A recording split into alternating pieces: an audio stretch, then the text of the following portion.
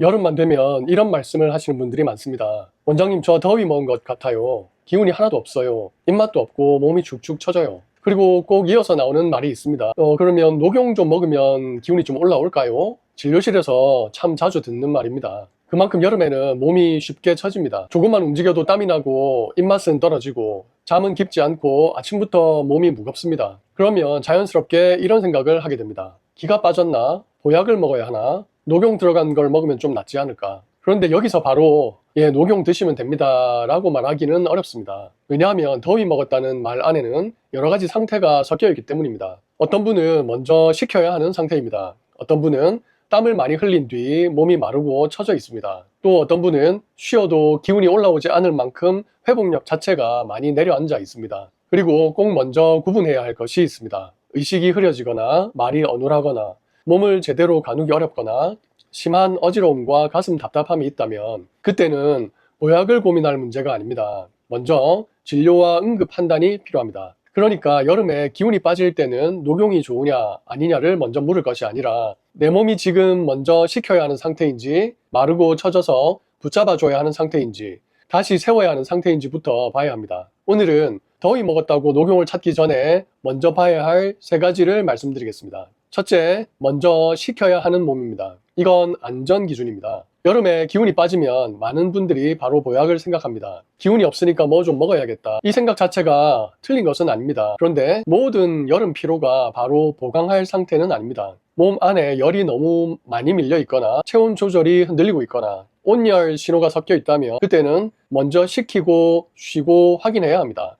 예를 들어 이런 경우입니다. 머리가 심하게 아픕니다. 어지럽습니다. 속이 울렁거립니다. 몸이 축 처지고 근육이 쥐가 나듯 뭉칩니다. 가슴이 답답하거나 호흡이 편하지 않거나 평소보다 소변량이 확 줄기도 합니다. 이런 신호가 있을 때는 기운이 없으니까 녹용 이렇게 바로 가면 안 됩니다.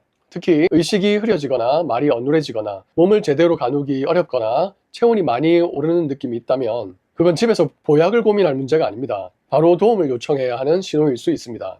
여기서 중요한 기준은 이것입니다. 쉬면 돌아오는 피로인가?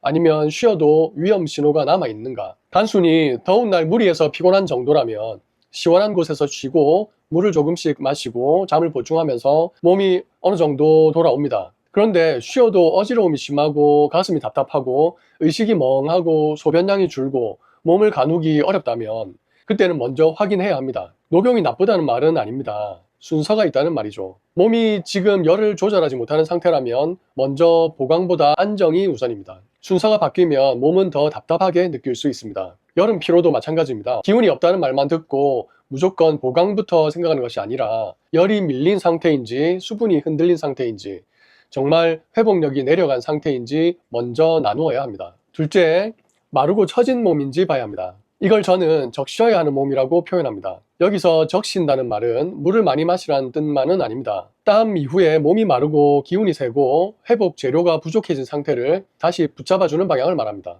여름에는 땀이 많아집니다. 조금만 걸어도 땀이 나고 밤에도 땀이 나고 일하다 보면 옷이 축축해집니다. 그런데 땀이 난 뒤 개운한 분들도 있지만 반대로 몸이 더 꺼지는 분들도 있습니다. 입이 마릅니다. 목이 칼칼합니다. 가슴이 휑한 느낌이 듭니다. 기운이 아래로 가라앉습니다. 물을 마셔도 그때뿐입니다. 밥맛은 없고 말하기도 귀찮고 숨이 짧아진 것 같고 몸이 마른 수건처럼 느껴집니다. 이럴 때는 여름에는 생맥산 같은 방향을 많이 떠올립니다. 생맥산은 여름철 땀 이후에 맥이 약해지고 기운이 가라앉는 느낌을 보며 떠올려온 처방입니다. 보통 인삼, 맹문동, 오미자를 기본으로 이야기합니다. 여기서 중요한 것은 단순히 기운을 세게 밀어 올리는 것이 아닙니다. 땀 이후 입이 마르고 기운이 가라앉고 맥이 약해진 느낌을 보며 몸을 적셔주고 흩어진 것을 붙잡아주는 방향을 보는 거죠. 그래서 여름 피로를 볼 때 무조건 보강부터 생각하면 방향이 맞지 않을 수 있습니다. 먼저 봐야 합니다. 내 몸이 마르고 처진 상태인가? 땀 이후에 기운이 새어나간 느낌인가?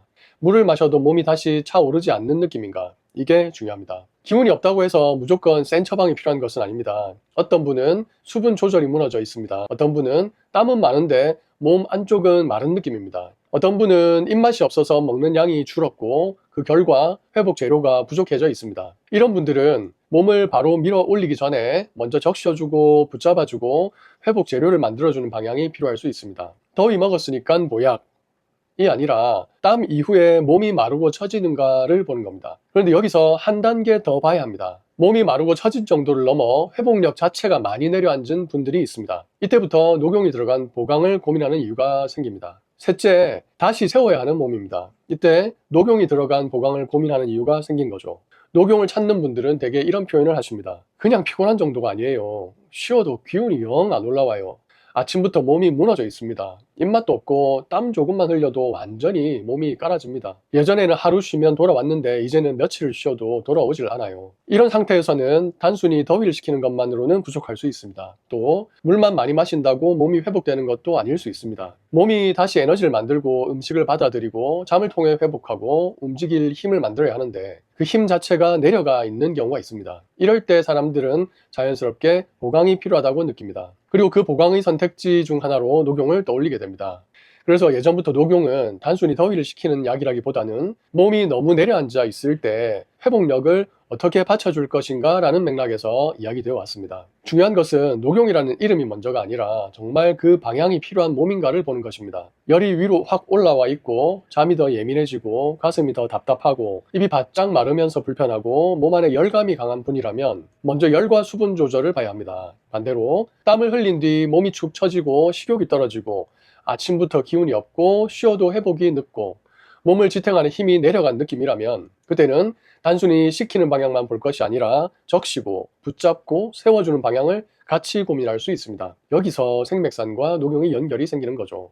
생맥산은 마르고 처지는 쪽을 봅니다. 땀으로 빠져나가는 느낌, 입마름, 기운 저하, 맥이 약해진 느낌을 보며 몸을 적셔주고 붙잡아주는 방향을 생각합니다. 그런데 거기에 회복력 자체가 더 깊게 내려앉아 있다면 몸을 다시 세우는 보강을 더 해볼 이유가 생깁니다. 그래서 어떤 몸 상태에서는 여름 보강을 할 때 녹용이 함께 들어가는 구성을 고민해 볼 이유가 생깁니다. 다시 말씀드리지만 녹용을 먼저 정하는 것이 아닙니다. 먼저 몸을 봐야 합니다. 내 몸이 지금 식혀야 하는 몸인지 마르고 처진 몸인지 다시 세워야 하는 몸인지 이 순서가 중요합니다. 오늘 내용을 정리해 보겠습니다. 여름에 기운이 빠졌다고 해서 모두 같은 상태는 아닙니다. 첫째, 열이 밀리고 어지럽고 의식이 멍하고 몸을 가누기 어려운 상태라면 먼저 식히고 확인해야 합니다. 이때는 보약을 먼저 고민할 문제가 아니라 안전이 먼저입니다.